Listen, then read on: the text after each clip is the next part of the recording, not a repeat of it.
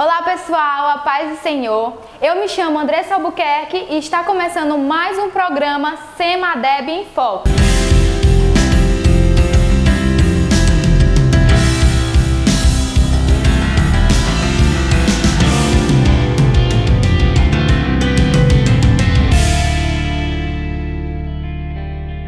Agora vamos ver a entrevista que o pastor Hermilton Silva fez ao pastor Andrade Siqueira, do campo de Faísa, e ele falando um pouco sobre o projeto Missão Proclamar. Vejamos.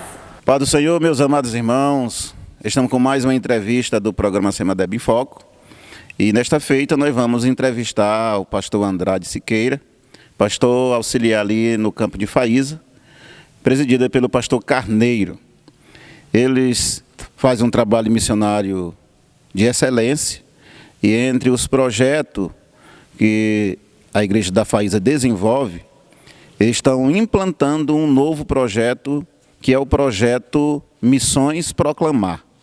E nós queremos ouvir do pastor Andrade algumas informações acerca desse projeto, que vai dar início agora no mês de abril. Pastor Andrade, o projeto é um projeto missionário. E eu queria que o senhor falasse um pouquinho da justificativa, o porquê que a Igreja da Faísa vai realizar um projeto desse nível. Muito bem, meus irmãos, Pai do Senhor, a todos os que estão nos acompanhando, o que nos move a realizar esse trabalho é a grande necessidade de obreiros, de missionários, mas não só de obreiros e missionários, de obreiros preparados. Então, o que nos move é recrutar algumas pessoas, as nossas vagas são limitadas, são apenas 12, e preparar esses jovens no período aí de mais ou menos 52 dias, 55 dias, e treiná-los com instruções teóricas, com aulas, com uma boa base teológica. Nós teremos, no final do curso, estaremos expedindo um certificado equivalente ao básico em teologia, reconhecido pela nossa convenção do Instituto IPEC, do pastor Isaac Soeiro, e é um trabalho de excelência, ótimos professores, mas, acima de tudo, não só a instrução teológica, a formar obreiros, a ensinar na prática, a uma experiência de campo, e esse é o nosso objetivo, recrutar pessoas vocacionadas para poder treiná-los. Muito bem. Esse trabalho visa preparar mesmo o obreiro para ser um missionário, um plantador de igreja. O foco é mais ou menos assim. Isso. A gente tem inúmeras necessidades, inclusive de pastores que sempre entram em contato, principalmente com o pastor Carneiro, solicitando obreiros, solicitando missionários, e a gente deseja criar essa ponte entre o pastor que solicita e o obreiro, e indicar pessoas que estejam altamente preparadas e, acima de tudo, também disponível. Então, o nosso apelo, o nosso pedido é que as igrejas, os pastores, conceda-nos o obreiro, conceda-nos um jovem. Nós estaremos aceitando apenas do sexo masculino, logo de início, nesse primeiro ano, ou casais. Então, nosso pedido aos pastores é que envie obreiros, que coloque à nossa disposição para que a gente possa treiná-lo e, futuramente, ele pode servir tanto na igreja local, de onde foi enviado, quanto para outras localidades. Certo. O senhor poderia falar do currículo, da grade curricular? Sim. Muito bem. Nós estaremos usando um livro do Maia Pirma, Conhecendo as Doutrinas da Bíblia, para a teologia sistemática, e nós teremos outras disciplinas, como teologia prática e missões. Na teologia sistemática, nós teremos todas as que já são conhecidas, as Escrituras, o homem, o pecado, a salvação, o Espírito Santo, todas essas que já são conhecidas.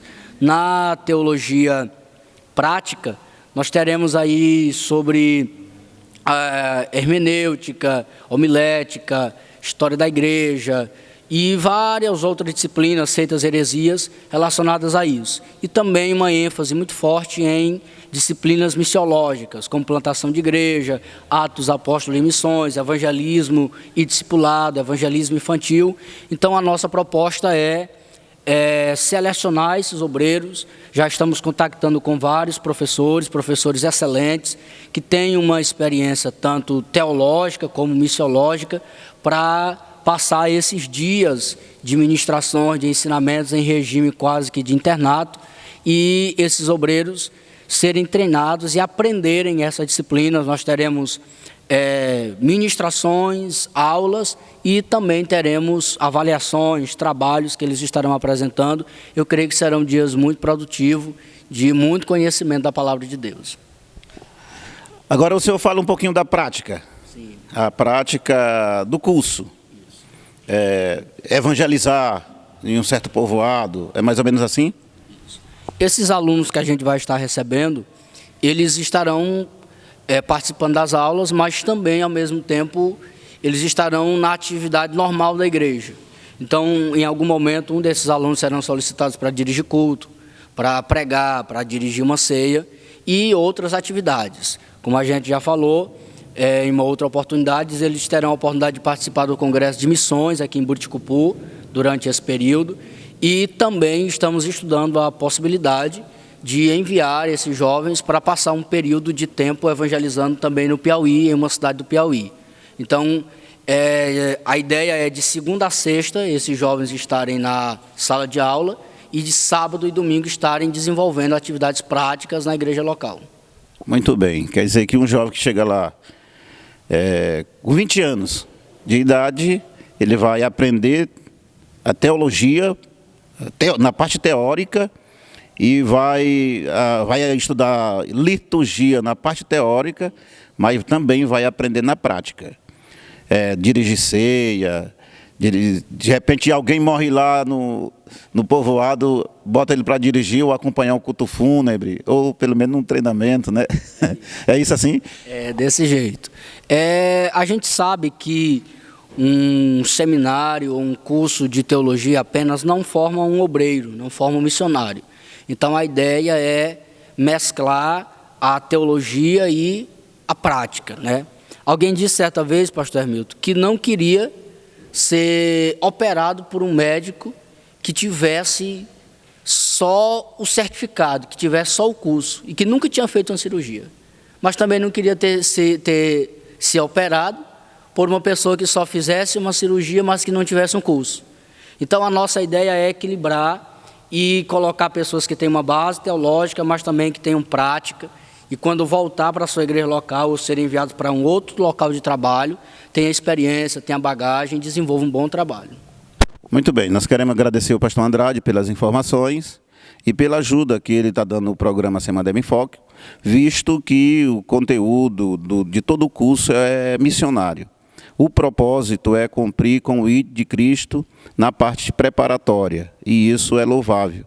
E nós queremos parabenizar o pastor Carneiro, que é o presidente ali do campo, o pastor Andrade, que coordena esse curso, e toda a igreja de Faísa pela iniciativa. Que Deus continue abençoando de maneira especial. Só falar aos irmãos que estarão acompanhando que a abertura do trabalho é dia 5 de abril. Dia 5 de abril, você pode agendar aí, será o culto de abertura.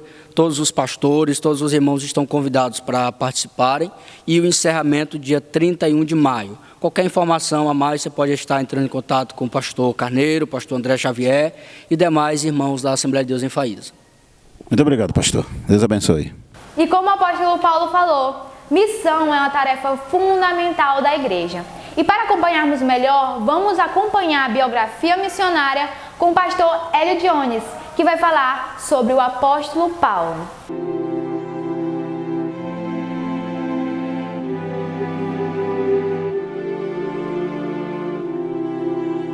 Queridos, a paz do Senhor, é com uma enorme satisfação que estou de volta com vocês. Eu quero trazer hoje uma biografia missionária muito importante. Você já conhece, você já prega sobre essa pessoa e, no entanto, achei de importância grandiosa compartilhar sobre a vida do apóstolo Paulo. O apóstolo Paulo nasceu na cidade de Tarso, na Cilícia, à época, que ficava na região da hoje atual Turquia. Tarso era uma grande cidade, um polo da cultura grega, e foi nesta cidade que nasceu um menino da tribo de Benjamim, que era equivalente a uma colônia de judeus que habitavam nesta cidade, que é chamado os judeus da diáspora. Depois de uma guerrilha que houve de um confronto que houve em Jerusalém, os judeus se espalharam pelo mundo, formando várias colônias em várias cidades, em vários países no entorno do Mediterrâneo. E uma dessas colônias foi para Tarso, e lá nasceu esse menino, que a família o batizou com o nome de Saulo, provavelmente em homenagem ao grande rei Saul, o primeiro rei de Israel. Entretanto, esse menino, segundo os historiadores, não há um consenso em que data ou em que idade ele veio para Jerusalém. Certo é que o texto bíblico, quando vai se referir a esse senhor, a este homem, já o faz quando ele está em Jerusalém, precisamente a partir do livro de Atos dos Apóstolos, na perseguição feita aos cristãos. Este menino foi formado em Jerusalém, na cultura dos fariseus, no partido dos fariseus, aos pés do grande instrutor Gamaliel, que era neto do grande rabino Hilel. E o apóstolo Paulo, o então ainda Saulo, aprende todo o rudimento da lei, todos os princípios mosaicos aos pés desse homem em Jerusalém.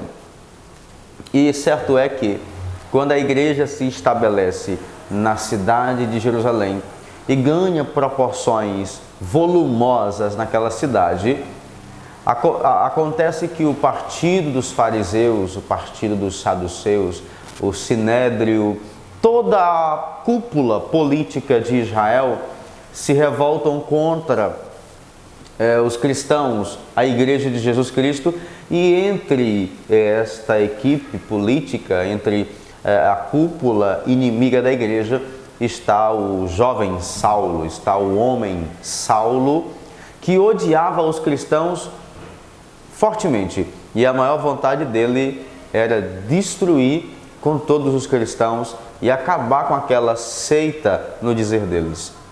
Acontece algo inusitado, porque eles matam o Estevão. O Estevão era um diácono muito poderoso na pregação, um homem de qualidades espirituais dispensadas dos comentários, de tão puro que ele era. E ele estava conseguindo ter um volume de atenção na cidade inteira, e isso preocupou a cúpula administrativa daquela cidade, que era defensora da lei de Moisés, era defensora dos rudimentos do templo. E eles conseguem matar o Estevão apedrejado, só que antes de darem cabo à vida do Estevão, as vestes superiores do Estevão foi colocada aos pés do homem Saulo, e logo em seguida eles matam Estevão apedrejado, e vocês conhecem a história. A partir disso, a perseguição ela se torna renhida contra a igreja tem que ir embora, a igreja tem que sair da cidade de Jerusalém, e eles se espalham por toda a Palestina, ultrapassam as fronteiras do país e vai para a Síria. Eles migram para a região eles migram para a região da Jordânia, e eles descem para todos os entornos da Palestina para se verem livres das perseguições. Ocorre que o apóstolo Paulo, o então Saulo, Saulo fica sabendo de uma comunidade de cristãos na cidade de Damasco. E quando ele sabe dessas informações, juntamente com o sinédrio, juntamente com os sacerdotes, eles têm uma ideia. A ideia é ir lá e acabar com aquela comunidade de cristãos. Saulo era muito cruel, era um homem extremamente cruel, era um homem de um ódio fervilhante contra a igreja. O maior desejo de Saulo era dar fim em todos os cristãos, um por um, cancelá-los de uma vez por todas. e ele consegue um documento que legalizava a ação dele em desfavor dos cristãos. E ele pega essas cartas dos sacerdotes e se endereça à cidade de Damasco para fazer o que precisasse a fim de acabar com aquela comunidade. A caminho de Damasco, vocês conhecem a história, o Senhor Jesus Cristo pessoalmente vem e se encontra com aquele homem e o derruba e o cega, deixa ele totalmente manietado, a ponto do Saulo entender que aquela situação ela é sobre-humana, ela é sobrenatural, e ele então pergunta: Senhor, quem és? O Senhor Jesus Cristo responde dizendo para o Saulo, que agora estava cego, estava totalmente desnorteado, e o Senhor diz: eu sou Jesus a quem tu persegues. Dito isto, Saulo pergunta o que o Senhor quer que ele faça. E o Senhor então diz a ele para entrar na cidade de Damasco, dá o endereço específico para Saulo se hospedar, deixando tudo pronto para que naquela casa, na casa do irmão Judas, da rua direita, Saulo fosse totalmente liberto da cegueira que tinha sido lhe acometida no caminho, e a partir dali tivesse sua primeira experiência com os irmãos, e a partir dali tivesse sua primeira experiência, seu primeiro contato com membros da comunidade cristã que serviam ao Senhor Jesus Cristo. Observe que enquanto Saulo está naquela casa, ele está orando a Jesus, está orando a Deus, em jejum diante de Deus. Quando o Senhor Jesus Cristo visita a casa de Ananias e fala para Ananias ir na casa do irmão Judas para encontrar-se com Saulo, porque Deus tinha um plano na vida de Saulo. Vocês sabem que o Ananias fica preocupado, diz: mas Senhor, esse homem veio para cá para matar a gente, para dar um fim na gente, para acabar com a nossa comunidade. Você quer que eu vá lá agora? E como é que faz? E aí Jesus Cristo então diz para ele não se preocupar, porque aquele homem que estava na casa de Judas era para Deus um vaso escolhido, um instrumento que serviria na mão de Deus para colher centenas de milhares de almas em todo o mundo. Deus acalmou o coração de Ananias dizendo: vai, porque ele é para mim um vaso escolhido, e eu vou levar ele em todo o mundo, e ele vai pregar para pessoas simples, mas também vai pregar para os reis. Ou seja, eu tenho um plano para esse homem, vá, que eu já estou no controle da situação perfeitamente. Ananias vai, ora por Saulo, cumprimenta como irmão, e aquele homem que agora era um inimigo atroz, um inimigo feroz da igreja, do reino de Deus, odiava os cristãos sanguineamente, colericamente. Ele tinha o desejo de varrê-los do mapa. Agora é um cordeiro perfeitamente domesticado, sob total controle do Espírito Santo e a serviço do Senhor Jesus Cristo. Eu abro um parêntese para dizer o seguinte: não há um ser humano tão perdido que Jesus Cristo não mude esta pessoa. Não há uma pessoa tão miseravelmente odiosa da igreja que o Senhor Jesus Cristo não o possa salvar. É somente nós orarmos a Deus e entregarmos nas mãos de Jesus os inimigos da igreja, aqueles que por todos os meios tentam barrar a marcha da igreja. Apresentemos eles a Deus em oração e deixe que Deus faz o que tem que ser feito. E muitos destes que hoje são inimigos da igreja, são inimigos nossos, inimigos do Evangelho e principalmente inimigos de Jesus, uma hora dessas eles estarão aqui com a gente, glorificando a Jesus Cristo, salvos conosco e pregando a mensagem de Jesus Cristo, tal e qual aconteceu com Saulo de Tarso. A partir de Damasco, a vida de Saulo se torna uma verdadeira odisseia. Ele começa a se integrar ao corpo da igreja os irmãos um pouco desconfiados, com medo que ele fosse talvez apenas um disfarçado no meio da comunidade, mas entra em cena um homem peculiar nesse ministério a bem de Paulo, que é Barnabé. Barnabé faz a introdução de Saulo na comunidade, recebendo ele definitivamente como irmão na fé e servo de Jesus Cristo. Quando Saulo então é dado à comunidade, os irmãos o recebem, ele já começa pregando o Evangelho, ele já começa pregando a palavra de Deus. Ele prega em Damasco, ele vai a Jerusalém, prega em Jerusalém, ele volta para a sua cidade de Tarso. Por lá ele fica a serviço de Deus, mergulhado em oração, mergulhado em intimidade com o Senhor, até que chega o dia em que Barnabé vai até Tarso, procura Saulo, traz de volta para Jerusalém depois de mais de uma década. E é necessário agora que a igreja de Antioquia tenha um pessoal que instrua aquela comunidade, e Barnabé e Saulo são enviados para aquela comunidade, e ali Saulo e Barnabé e mais uma outra equipe de obreiros se estabelecem em oração e em jejum, buscando a Deus e a direção do Espírito para a expansão da obra de Deus.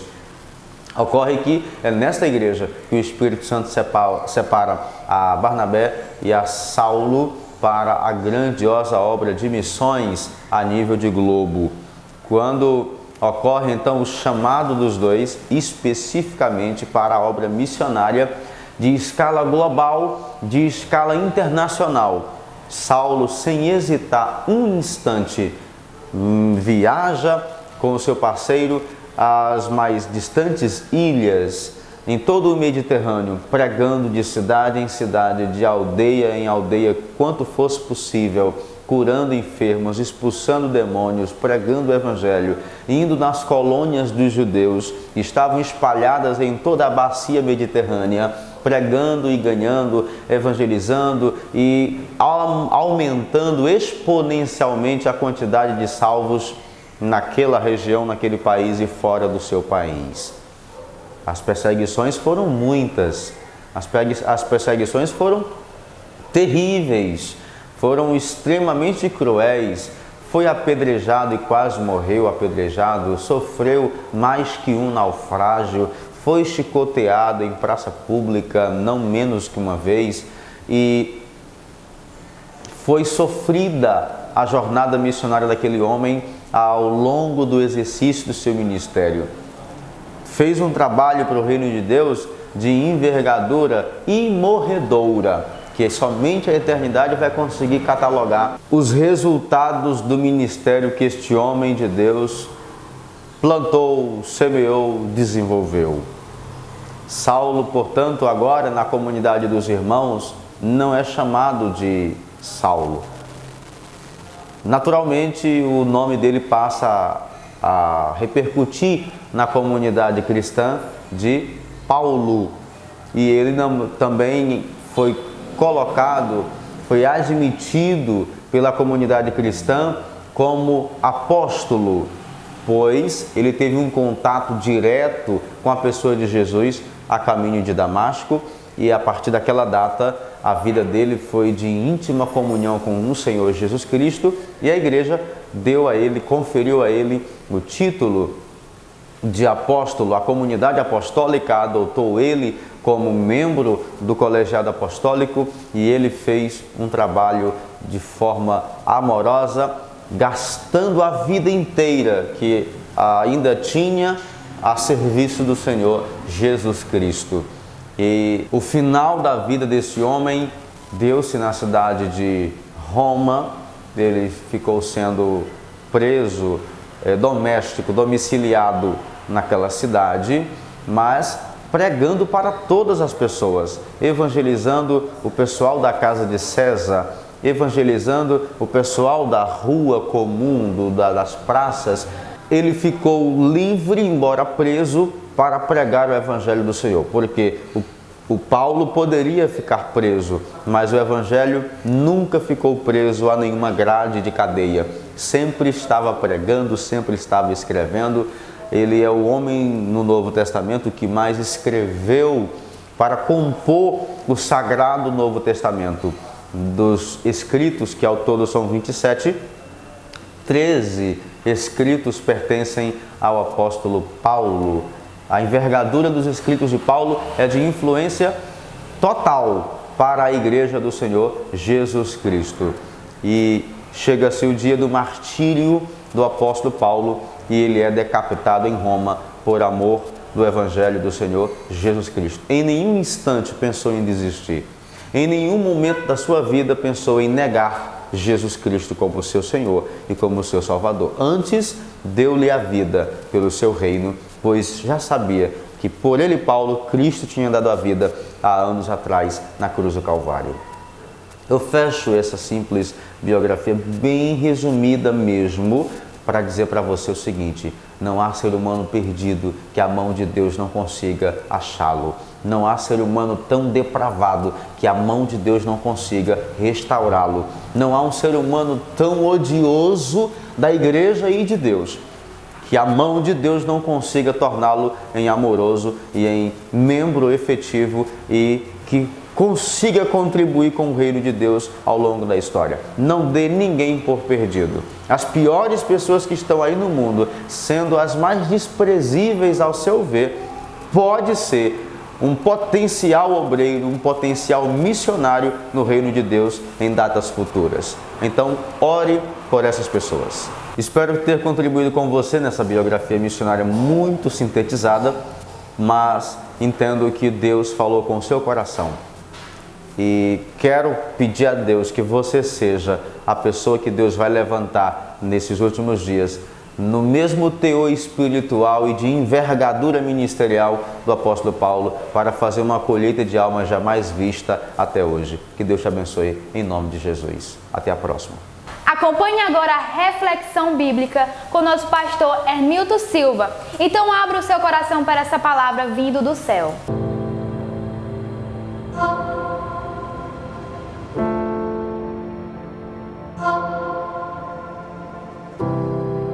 A paz do Senhor, meus amados irmãos, estamos com mais um programa Semadeb em Foco e agora reflexão bíblica para o seu coração. Convidamos a leitura encontrada no Evangelho escrito por Lucas, capítulo 10, versículo 38, que nos diz: E aconteceu que, indo eles a caminho, entrou em uma aldeia e certa mulher por nome Marta o recebeu em sua casa.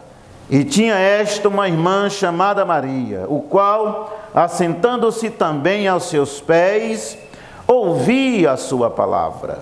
Marta, porém, andava distraída com muito serviço. E aproximando-se de Jesus, disse: Senhor, não te importa que minha irmã me deixe servir só? Disse-lhe, pois, que me ajude.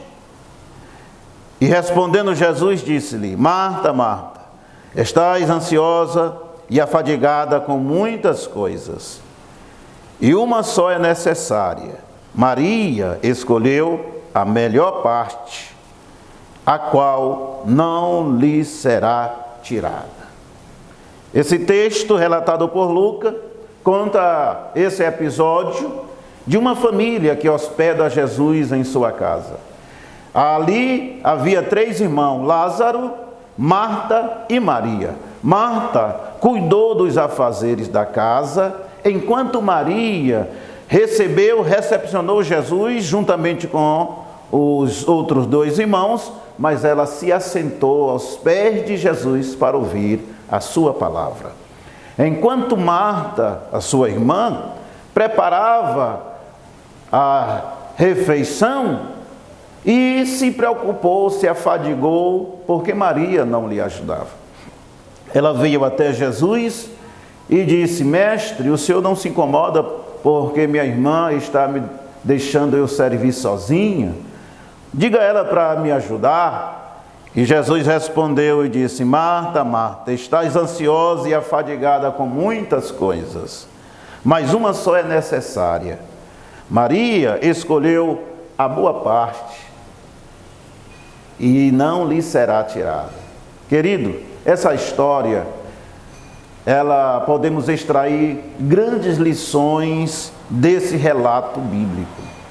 Marta, uma mulher de bem, com boas intenções, resolveu hospedar Cristo, e isso é uma coisa muito boa. Mas na nossa vida, existem as coisas boas e aquelas que são essenciais para a nossa sobrevivência. E Maria escolheu a essencial. Apesar de Marta estar tratando de alimentação para o corpo, Maria estava alimentando o seu espiritual. Como disse o apóstolo Paulo na carta aos Filipenses, no capítulo 3, versículo 20, ele diz: no entanto, a nossa cidadania é dos céus. Observe que nós temos esse fator importantíssimo na nossa vida, que é a nossa vida espiritual. E Maria priorizou, naquele momento, cuidar do lado espiritual. Um detalhe é que Marta, a sua irmã, estava ansiosa e afadigada. Isso é próprio de quem leva uma vida aqui preocupados apenas em realizar as muitas coisas boas que um cidadão, que um homem, que uma mulher pode realizar aqui na terra, sem dar ênfase, sem dar prioridade ao lado espiritual, à sua vida espiritual. Não quer dizer que você convidar Jesus para a sua casa significa que está tudo bem. Isso aqui é mais ou menos aqueles irmãos, as pessoas amigas que vão uma vez por outra na igreja, participa de um evento religioso e simplesmente fica nisso. Maria, ela se aprofundou mais um pouco e ela passou a absorver tudo que Jesus ensinou. E aquilo ali foi uma graça tão grande na vida de Maria, que a gente pode ver em outros relatos que a Bíblia lhe apresenta. Fala sobre ela. Marta estava ansiosa e afadigada.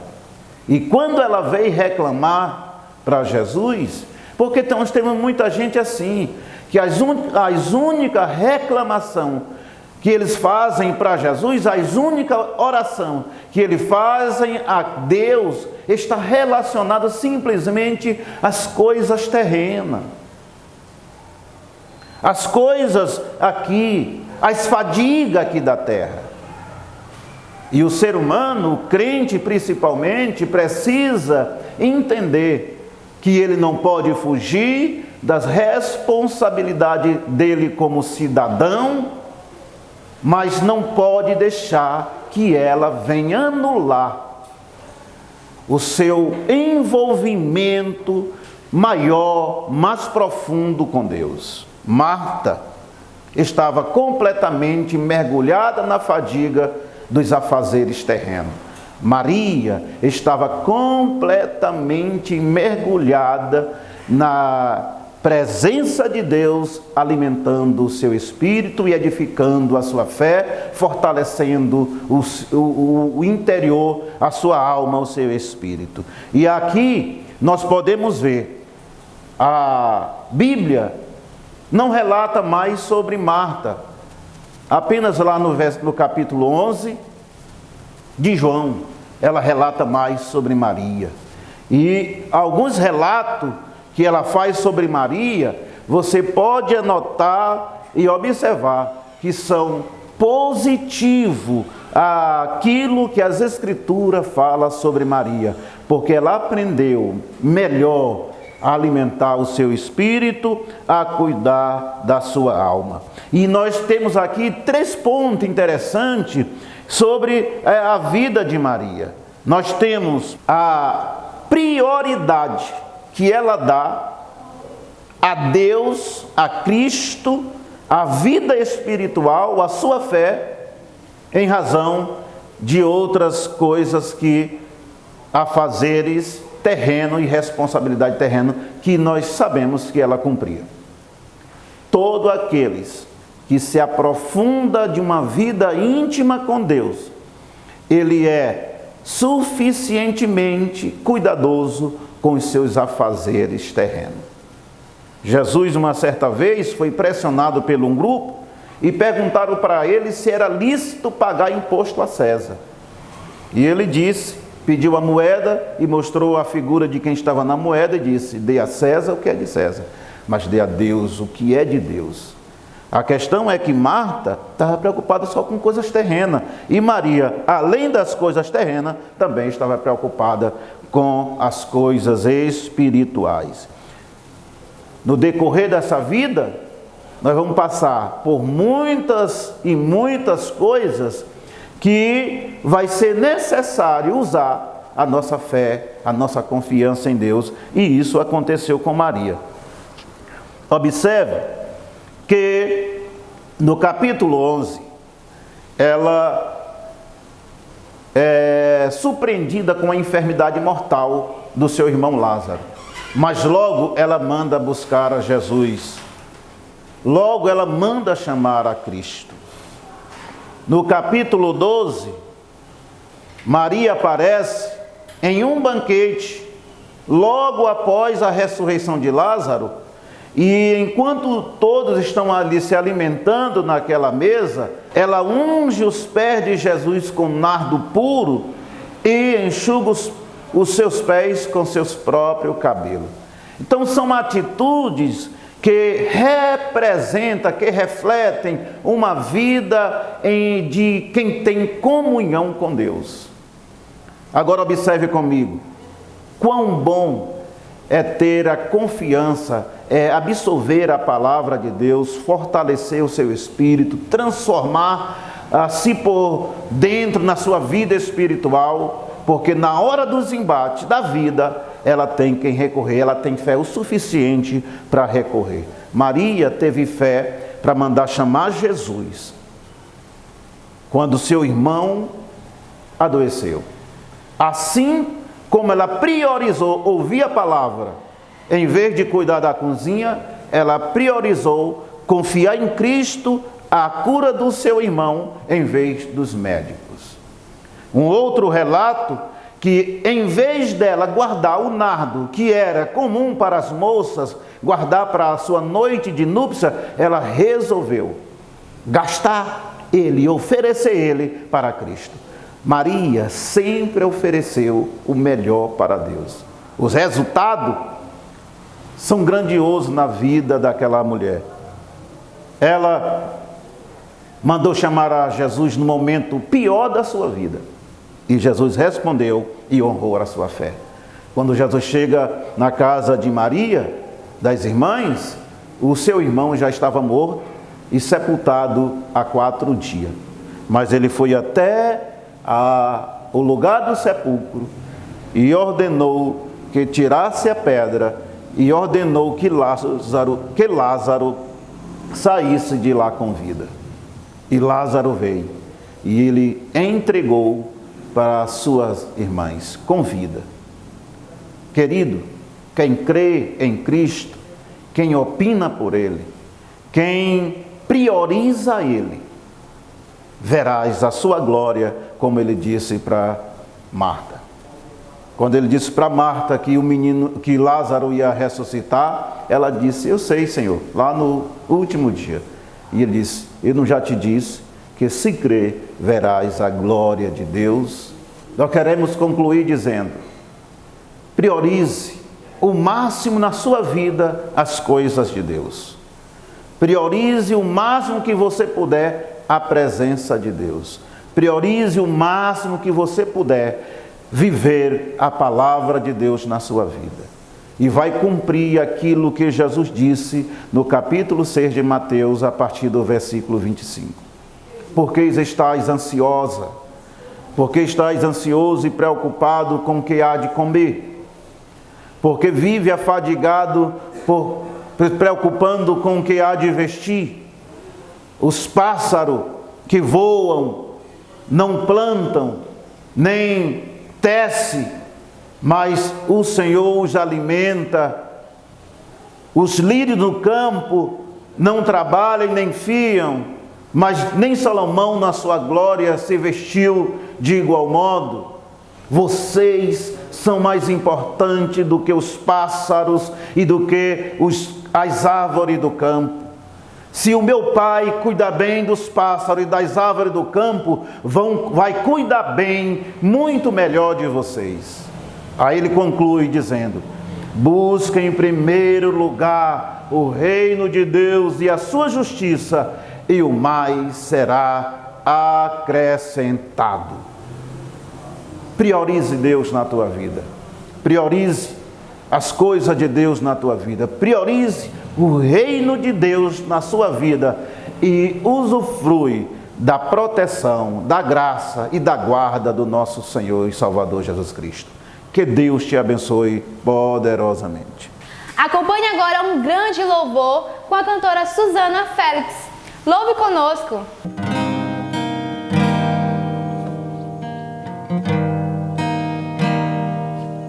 Amanheceu, nada pesquei, parecia ser apenas mais um dia como qualquer outro. Estava cansado, sem forças, desanimado, decidida a largar tudo e parar. Deus conhece tua estrutura, sabe o que está fazendo, e mesmo que esteja difícil, não pare, Ele está vendo. Colheu todas as tuas lágrimas e mandou a te falar. Pega o que Ele te entregou e volte para o mar, que é o teu lugar. Quem mandou largar a rede? Quem mandou você parar? Volte para o mar alto, no lugar da tua vergonha eu vou te honrar. Quem mandou largar a rede? Quem mandou você parar? Volte para o mar alto, no lugar da tua vergonha eu vou te honrar. Filho, eu vou te honrar.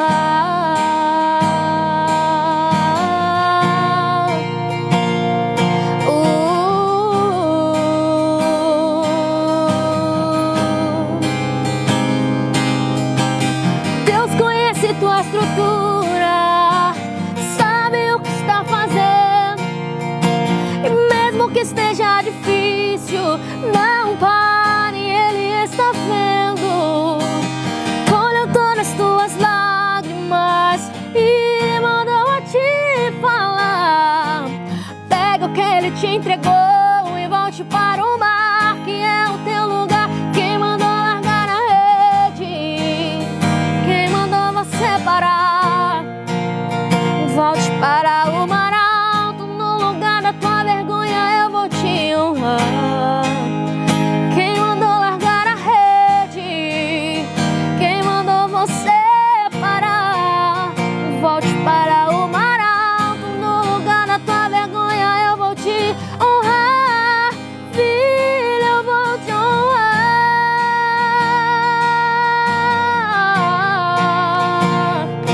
Oh, filho, a noite já passou, a tua hora chegou. Pega a tua rede e volte para o mar. Vou te esperar no mar. Não é hora de parar. Deus contemplou o teu caminhar.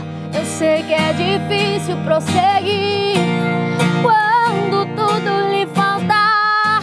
Esse cenário vai mudar. A tua hora chegará. Há um tempo pra tudo. Quem mandou largar a rede? Quem mandou você parar? Volte para o mar alto, no lugar da tua vergonha honrar. Quem mandou largar a rede? Quem mandou você parar? Volte para o mar alto, no lugar da tua vergonha eu vou te honrar. Filho, eu vou te honrar.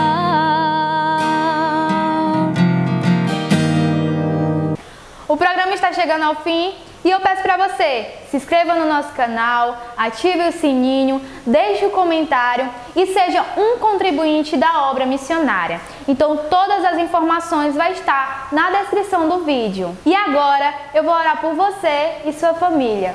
Senhor Deus, Pai Celestial, estou aqui para te agradecer por tudo que o Senhor tem feito em nossas vidas, Senhor.